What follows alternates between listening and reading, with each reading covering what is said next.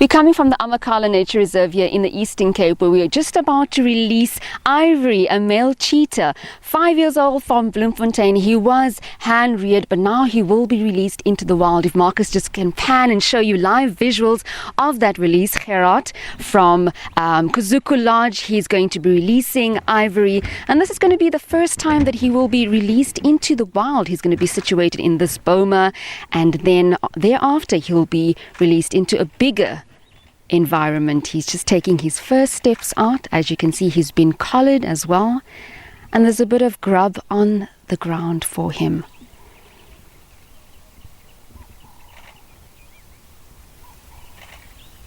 Just speaking to nature conservationists, they say that with these animals, it takes quite a while for them to get in touch with their surroundings, familiarize themselves. And as you can see on your screens right now, he's sniffing the air, listening to the sounds surrounding him. We are also situated in this boma with the wild animal, and that just goes to show how he has been domesticated. But nature conservationists want that to come out of him, and that he will be released into the wild and be a wild animal and not be surrounded by human beings.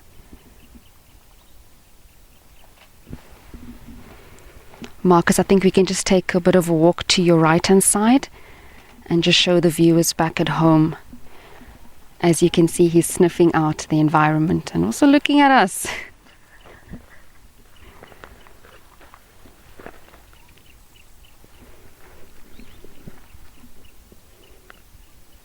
So while Ivory is getting in touch with his new environment, he will be spending a couple of weeks in this boma here at Amakhala Nature Reserve in the Eastern Cape before he is released into a bigger environment.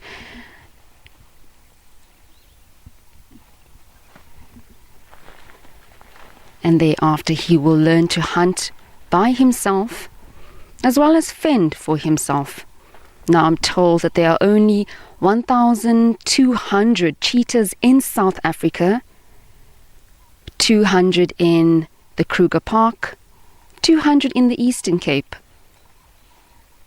and a few others in the rest of the provinces. And you know, this animal has also been put on the endangered species list. So this initiative is basically to grow the gene pool of cheetahs in the country.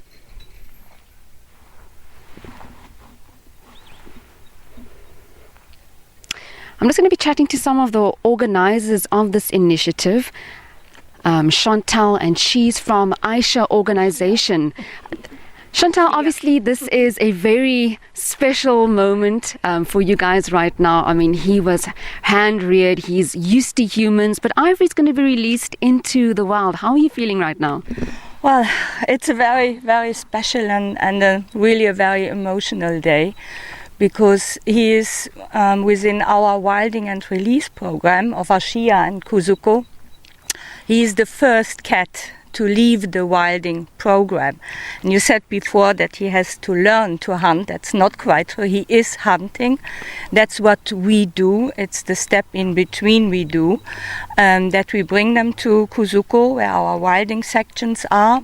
They spend also some time in the boma, then they go out and they hunt. And he has spent several months now on Kuzuko, and over the last months he was absolutely self-sustaining. He was hunting every second day. We didn't have to feed him anymore.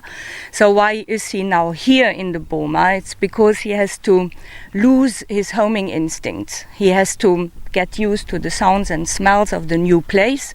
Otherwise, he would probably try to walk back to Kuzuko, where his home was for the last 7 months.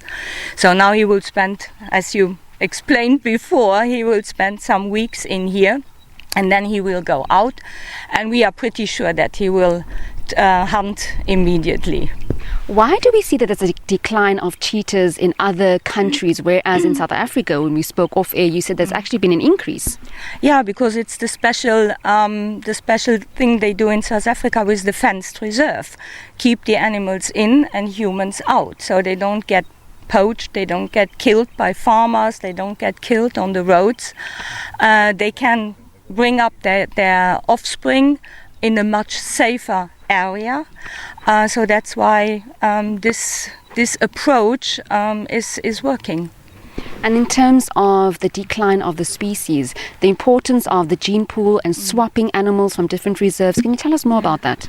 Yeah, well, we have in South Africa roughly 380 cheetahs in 58, 59. Luckily, it's increasing, 59 game reserves. And these cheetahs have to be swapped within the reserves, because in the end you have populations of populations. So you can't just bring some cheetahs to a game reserve, leave them there, they have offspring, and then they would interbreed. So you have to swap them with other game reserves. That is managed by EWT, the Endangered Wildlife Trust. And they bring the cheetahs from one reserve to the other, or in this case we did it ourselves because we set up this project. And now the problem they face is because of these 300 cheetahs, and they swap them constantly, they are already swapping second and third cousins. So they face over the next years also an inbreeding problem. That's why we need to get genes from the outside, and from the outside you can't take them from the wild or from Botswana or Kenya. That's not allowed, and rightfully so. So you have to bring them in from the captive breeders. So we raise cheetahs, we train them, we wild them, and then we bring them into the metapopulation as they are not related to the animals in the metapopulation. Thank you so much. And I think we're celebrating tourism and heritage in the Eastern Cape and across the country. And animals are also very important for our culture. Marcus, I just want to show the viewers back at home Ivory starting to walk around. If we can just swing the camera around and show the viewers that he's starting to get familiarized and sniff the air, such as Chantal said. And look at his environment. And he's going to be spending a couple of weeks here in this boma. And then thereafter, they will be releasing him into a bigger space where he can stretch his legs and be completely free and wild. And with that, it's back to you in studio.